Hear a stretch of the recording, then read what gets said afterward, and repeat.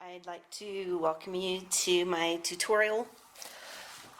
I'm making a periscope at the same time, so I thought, well, might as well make this into a real tutorial that is a little higher quality than a periscope video. I do not have a nice iPhone. I have an old iPad, and the pictures aren't great, so we're going to zip through this. All right, I'm making wool slippers, and to do that, I'm using wool roving, which you can purchase. Comes usually wrapped up in a ball like that. You purchase it by weight.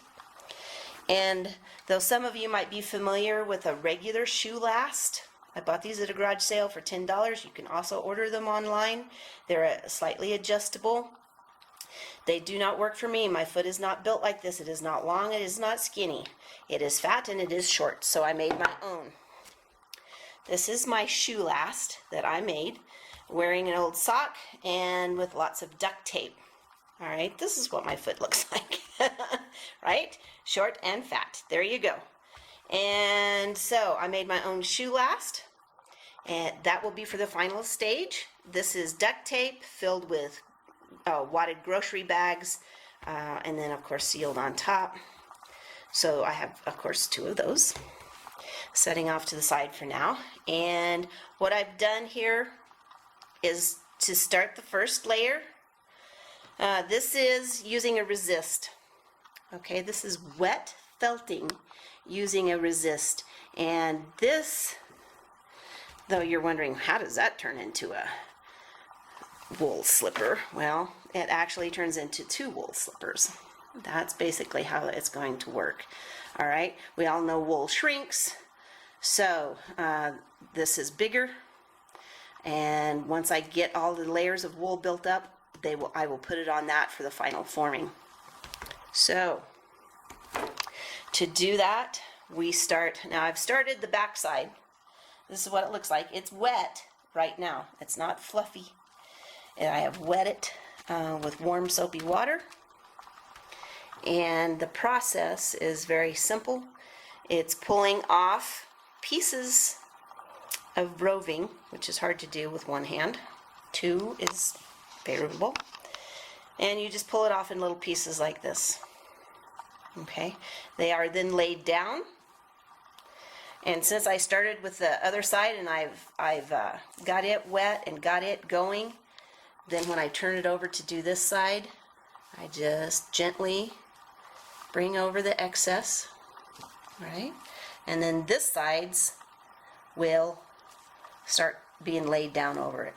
All right, a little confusing right now, I understand that, but hopefully I can edit it and have it make sense to you. So I'm going to go ahead, pull off more wool roving, come back in a bit and show you the progress. Continuing here, I have the first layer on the second side almost complete, and I just wanted to show you basically the process. I have some roving already pulled apart, and you can see it.